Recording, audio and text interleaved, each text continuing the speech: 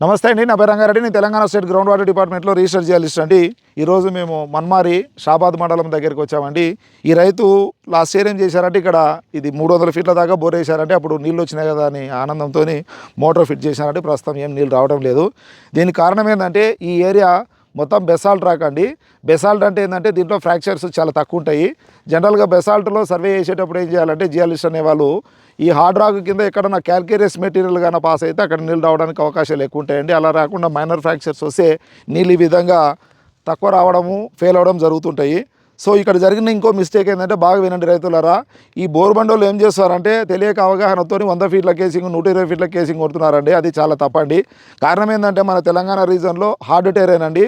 So 20-30 ఫీట్ల కన్నా ఎక్కువ పట్టదు. ఇతను ఈ విధంగా ఎక్కువ కేసింగ్ వేయడం వల్ల ఏమవుతుందంటే 100 ఫీట్ల వరకు వర్షాలు వచ్చినా కూడా పెరగని పరిస్థితి వస్తుందండి. కాబట్టి జియాలిస్టులను సంప్రదించి బోర్ వేయడం మంచిదండి. Thank you.